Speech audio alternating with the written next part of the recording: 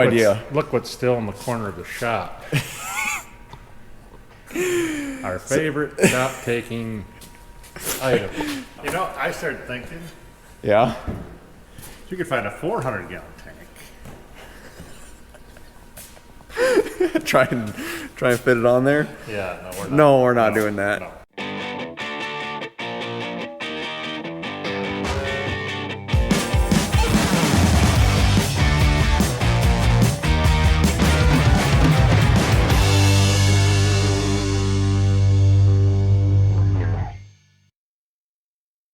So if you guys have been following the channel for a while, you know exactly what this thing is. But if you're new here, this is one of two of our John Deere 6000 high cycle sprayers. Basically, they're set up with these weird legs, that way they're really tall, so you can spray fungicide in tasseled corn. But today, we got a couple projects for it. Now this video is actually going to be split into two parts, and I'll explain that in a little bit.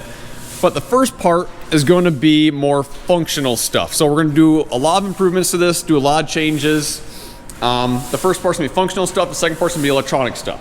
So for the first part for today, first of all, this thing has a stainless steel tank on it, which is fine, it holds liquid just fine. The problem is that the stainless steel tanks don't have a sump on them. So when you run out of chemical while spraying, you still have like 20 gallons left in the tank, which if you're constantly spraying the same mixture of chemicals is fine, but the second you need to change chemicals, the cleaning process is miserable. So we found, actually, how long ago did you guys buy this poly tank? Last spring or summer. Last spring or summer? Yeah. So they found the poly tank on auction somewhere, and they purchased it. As you can see, it has a sump on it, which makes cleaning and changing chemicals way easier, which is all fine and dandy. But in order to put the poly tank on, you need a saddle bracket that wraps around the sides and holds a tank to the sprayer. That is very hard to find, and I believe I found the last new one in the country, which is underneath the tank. So Worthington Ag Parts, which is like a salvage yard for tractors, they had a distributor that built new ones. And then when COVID happened, that distributor just kind of randomly vanished, and haven't been able to get in contact with them for about a year now. But calling around, I found somebody that had one sitting in a warehouse. It took me about 6 months to find it. But I ended up finding it. We don't know if it works 100% or not, but we're gonna try, because it's kind of our last hope. Also, I have a new hydraulic valve that I gotta put in, because my right boom no longer works hardly at all. So put that in and see if that works, because that's another part that is no longer being made. So I gotta find a hydraulic valve that works soon before we run out of nice ones. And part two, which will be the next video, is gonna be all electronic based. So I'm actually adding John Deere guidance to this, and I'm gonna make it applicable to the Raven system we're also gonna be installing. So that way, not only do we have electronic rate control, but we have electronic mapping and guidance as well. So that's coming in the second part of the video. I'm super, super excited for that. Putting guidance on a 45-year-old sprayer. Kind of fun. All right, so first thing we gotta do is take this stainless steel tank off. Well, first of all, my dad lost the lid this past summer. You guys like our makeshift lid? It's a ratchet strap and a piece of foam. A couple holes cut in the top of it so that way you can breathe. But pretty simple process, 2 bolts take off, slides right out. We already have everything disconnected up front for winterization, so should be pretty straightforward getting it off anyways. Get the new one on, it's gonna be I don't know.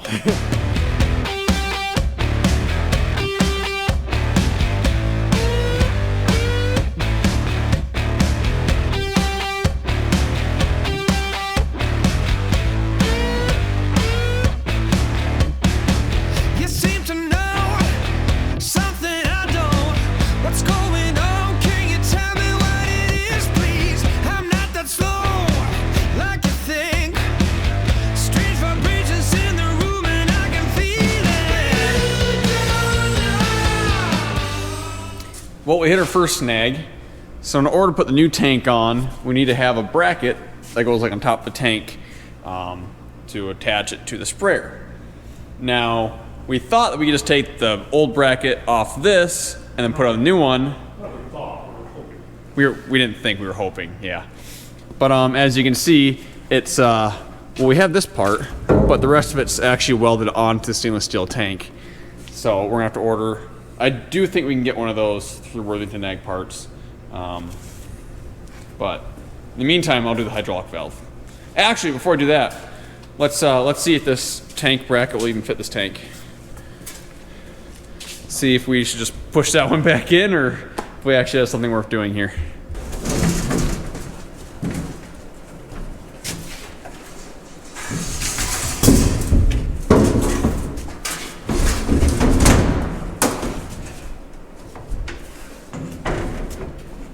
Doesn't seem to fit all that well, does it?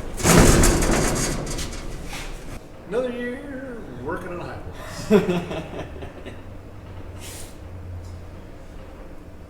According to your videos, that's all we do. I think this is my last year working on highways during Christmas break. Well, the only good news is that after we do this, there's not gonna be much left we can do. I guess I should be happy I didn't work on the driveway. For more than a day anyway. Actually, I like driving these things. Well, I'm gonna order that part. When it comes, I'll be back. Meanwhile. All right, so now we have this hydraulic valve right here. Now, anybody that's ever taken apart one of these 6,000 interiors knows that it is an absolute nightmare.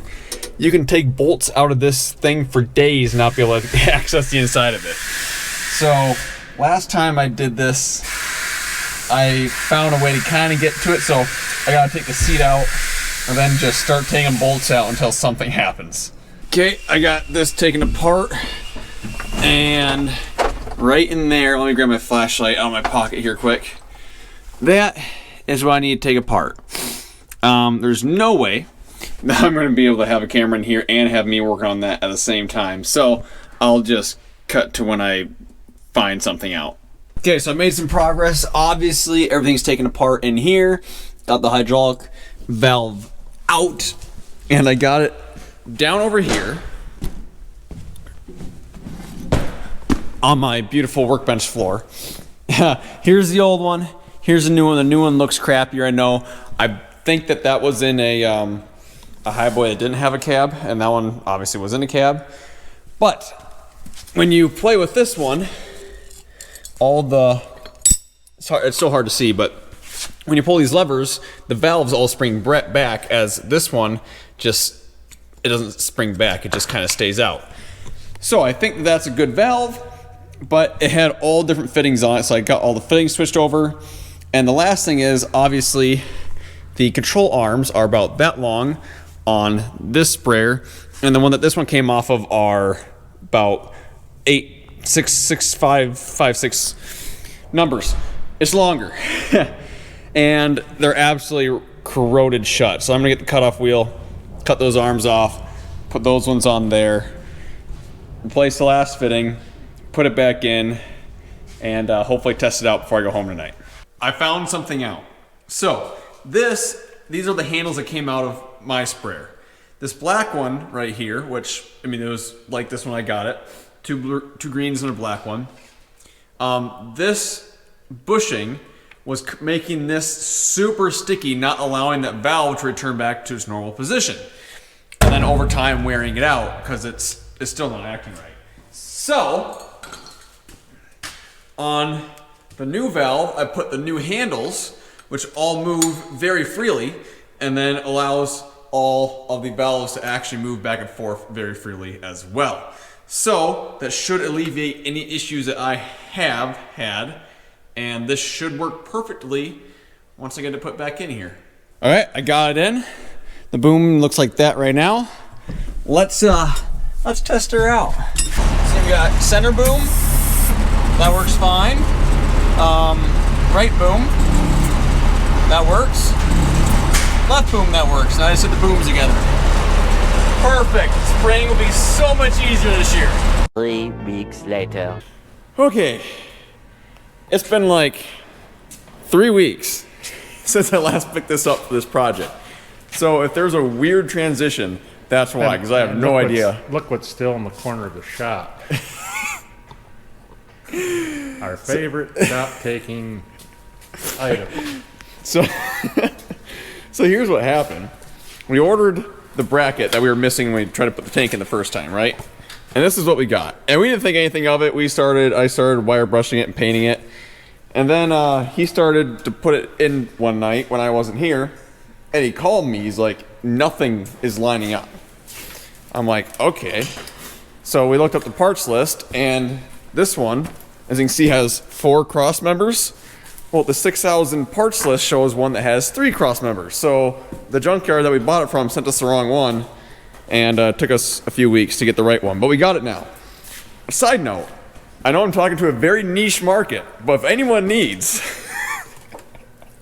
a 65, is it 65 or 6700? They probably use the same. 6500. It might be a 60. It might be a 6700. I don't know. If anyone needs a tank bracket, let me know. You know, I started thinking Yeah. you could find a 400-gallon tank. try and fit it on there. Yeah, no, we're not. No, we're not doing that. No. No. Okay. Let's get going. You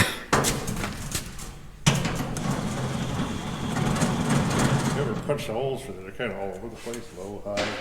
Oh, for the whoever made the saddle. All right.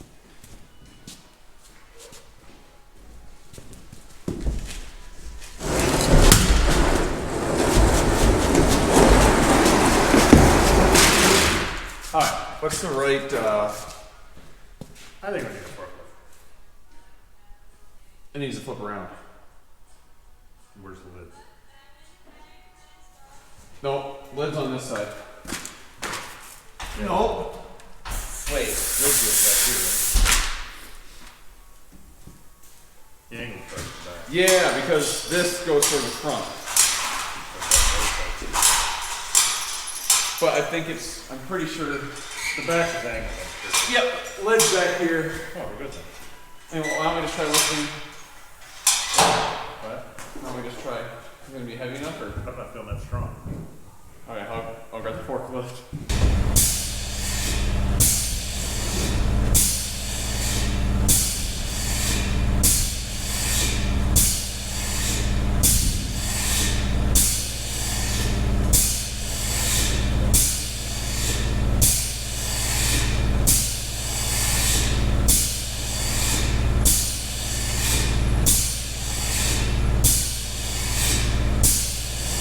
Got a long ways to go down.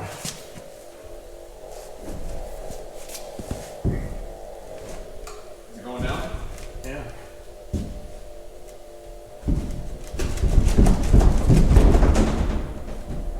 Better than it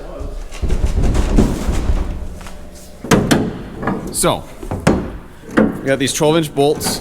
They go through here, stick them like that, and then it will come through this like so. And then we put a nut in, and then we can put that in the sprayer. Okay, my strap. Oh, we got it. Oh, yeah. One big bar. All right here. This one.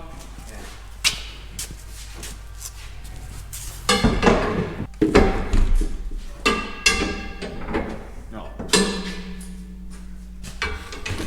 I knew that. Still need your dad a little bit. Yeah, you're right. All right, so now this is backwards. We gotta spin her around, take the old one out, and then put the new one in.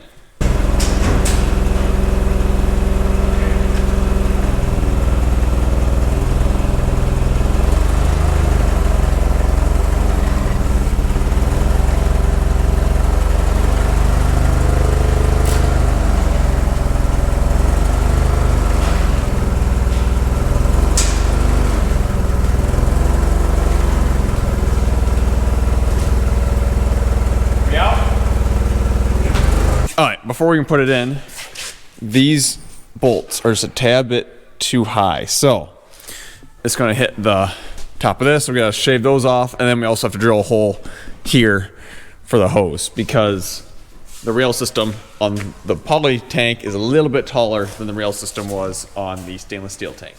So let's get to it.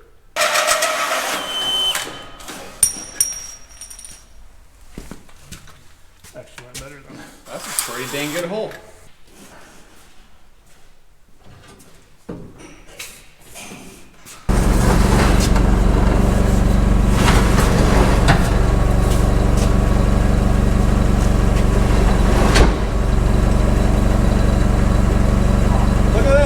But now I get to redo all the plumbing. So far all I've done is I've added the valve to the sump, so that way I can shut off flow to the pump, which comes in handy when you're like winterizing and stuff, otherwise you don't really use it a whole lot. And then I need to redo all this plumbing because it used to run up to the cab where the valves were, but now that's going straight back to the boom because I'm running it all electrically. This all needs to change as well. So if I remember correctly, and we'll be going through here in a little bit, the suction hose comes up and it goes to the front of the pump. And then, let's see, this hose right here, which goes back to the boom, will connect to the out portion. And I believe there's a T coming off this that goes into the agitation line. So that way when the boom's turned off, it'll actually just agitate the liquid in the tank.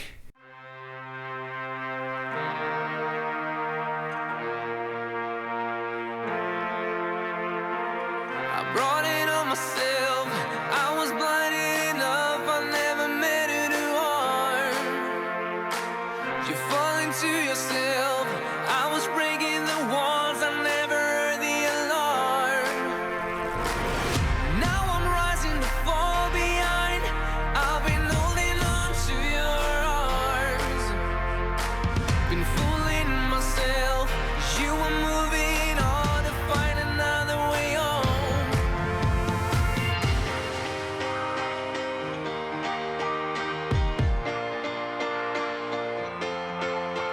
It's all in my heart if you want it.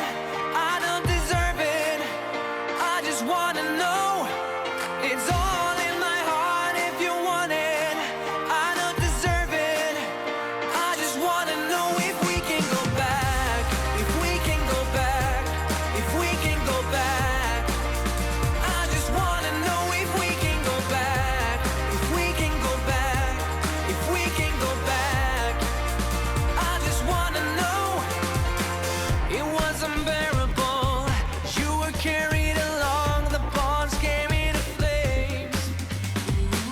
We were crumbling, going over the edge with the weight of regret. Now I'm rising to fall behind. I've been holding on to your arms, and I can watch it burn, but I just gotta know if there is something left. It's all in my heart if you want it. I don't deserve it. I just wanna know. And there we go, minus this. Imagine that there's an elbow here and this is connected. I had this one in there, but it ended up being a little too small. So here's how it works. Suction, it gets sucked, chemical gets sucked in here. It goes through this filter before it hits the pump, comes out the pump, and there's a T here. And so this goes to the boom, and then this will agitate the tanks. Then we have this little valve here, so that way we can adjust how much flow is coming in through the agitation. And I know that's a brass valve, and you guys are probably gonna say it's not gonna last long. We know, but it was really the only thing that was able to fit and was cheap. So if we have to replace that brass valve every couple of years, I guess we gotta replace that brass valve every couple of years. But it should work pretty darn well. I don't want to show too much back here because that's for part 2. But yeah, tank's in, we got a lid, everything's good to go. Just got to get that one elbow. So yeah. So if you guys want to see this in action this coming spring and summer, make sure you get subscribed and hit that like button, and I'll see you in the next one.